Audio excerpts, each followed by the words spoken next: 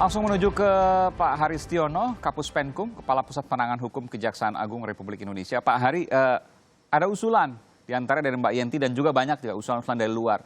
Karena ini terkait jaksa dengan jaksa, apa tidak sebaiknya kemudian diserahkan kepada Komisi Pemberantasan Korupsi sehingga independensi dan kepercayaan publik bisa kemudian didapat terkait hal ini? Karena agak sulit kemudian dibayangkan misalnya nanti ada jaksa 1, kemudian jaksa 2 dan lain sebagainya, kemudian untuk tuntas bisa di sana. Apakah mungkin itu dilakukan di Kejaksaan Agung, Pak Hari? Iya, baik. Terima kasih. Ya, Mas Aiman.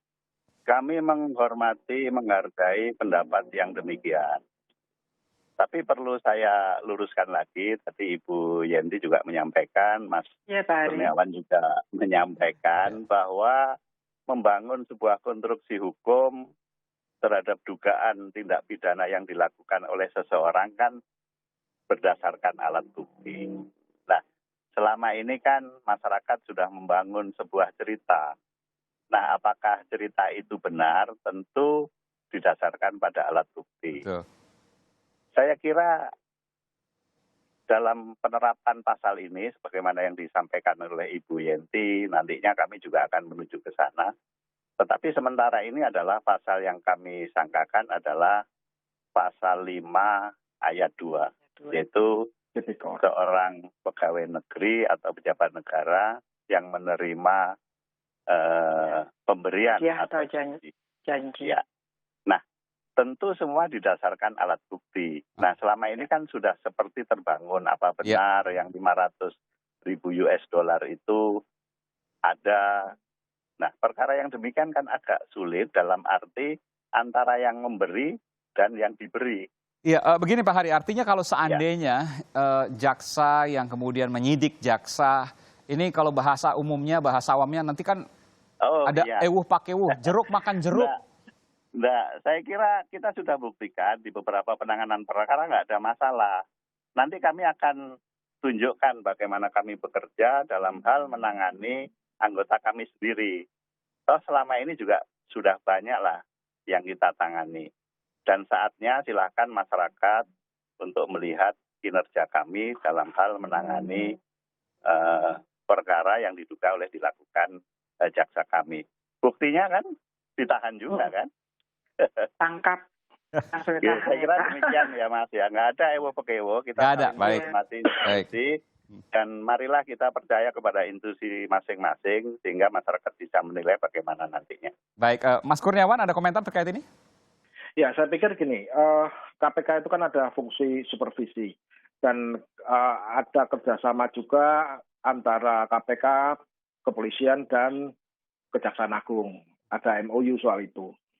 Nah, kalau menurut saya terkait dengan Pinangki, karena ini kasusnya adalah kasus tipikor, maka KPK bisa mensupervisi, mensupervisi penyidikan yang dilakukan oleh Kejaksaan Agung. Ini atas permintaan Kejaksaan atau ini inisiatif KPK sendiri bisa? Saya luruskan dulu ya, bisa, Mas Aiman. Bisa.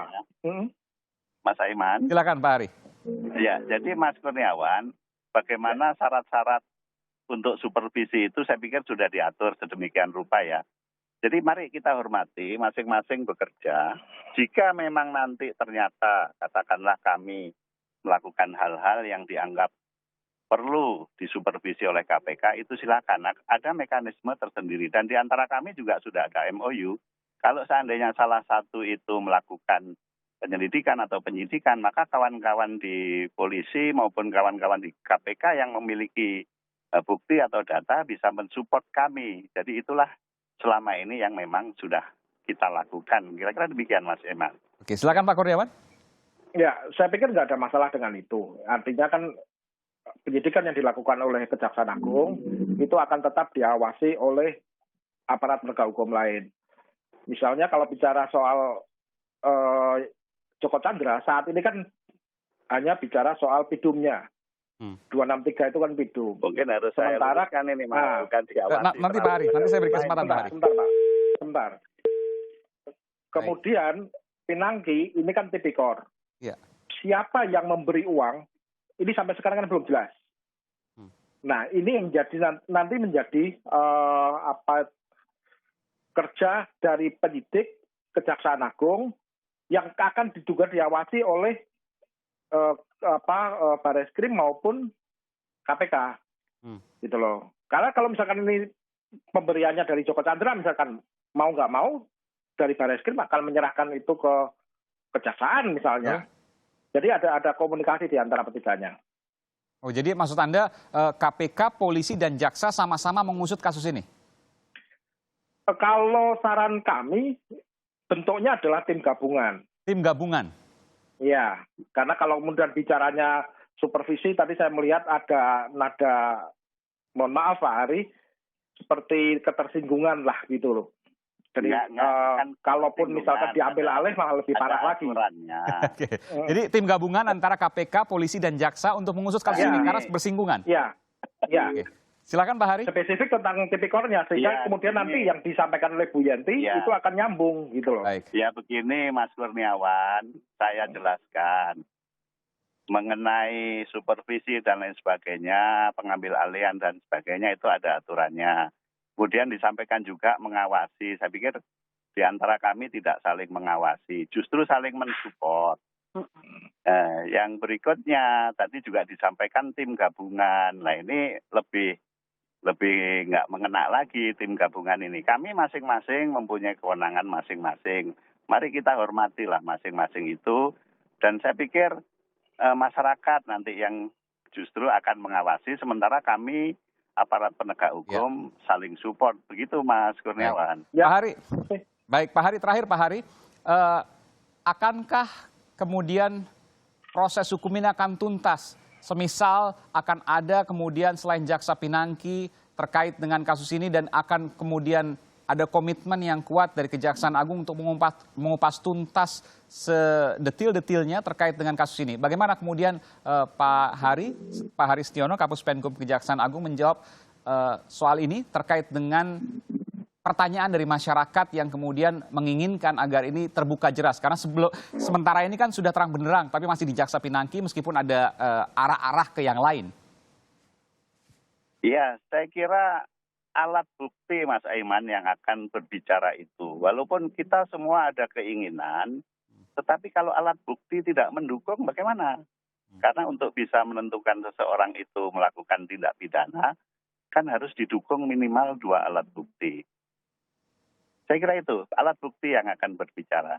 Baik. Saya pikir kita semua bisa memahami itulah. Dan kami akan menuntaskan itu sepanjang memang didukung oleh minimal 2 alat bukti. Baik. Saya kira itu Mas Aiman. Baik, Mbak Yenti, ada tanggapan terkait ini? Iya, memang begitu. Kalau ada alat bukti, tapi permasalahannya kan begini. Kadang-kadang memang tindak pidana itu terjadi, alat bukti itu tidak bisa diketemukan juga bisa. Artinya saking canggihnya juga bisa, gitu ya. Jadi kemudian, atau mungkin kita juga berprasangka atau mempunyai penilaian, tetapi memang tidak ada alat buktinya. Ya itulah kita serahkan kepada kejaksaan. Tapi memang kita, walaupun dikatakan agak terlambat, tapi ternyata dengan keterlambatan itu, kejaksaan cepat sekali. Saya juga kaget loh, ternyata kok malah ditangkap dan ditahan gitu ya. Maksudnya terlambat, prosesnya agak lama, lalu kemudian penetapan tersangkanya maksudnya, tapi kemudian dari tersangka dan ditahan itu cepat sekali. Cepat sekali pakai ditahan Ibu kan Yenti, keras sekali. Mas Aiman, Ibu Itu kan Yenti. keras sekali kan dari malam sudah setelah diperiksa, setelah Tapi didalami. Anda menilai penetapan tersangkanya penurunan agak lama, Bu Mbak Yenti? Enggak, justru kan ada pandangan tadinya sepertinya kok lebih cepat polisi daripada kejaksaan, tetapi ternyata tadi malam malah kejaksaan melakukan satu langkah yang cepat sekali gitu menurut saya kan, sampai ditangkap kemudian dibawa ditahan gitu ya. Saya malah tidak menyangka seperti itu. Artinya ini komitmen seperti itu harus kita hargai juga. Betapa kejaksaan ingin cepat-cepat.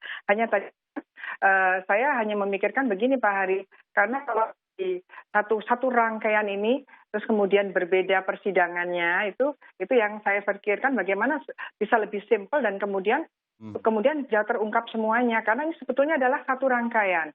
Kalau berkaitan dengan TPPU tadi misalnya, bukankah kalau nanti ada bukti-buktinya bahwa dia beberapa kali ke sana kemari itu pakai uang apa gitu.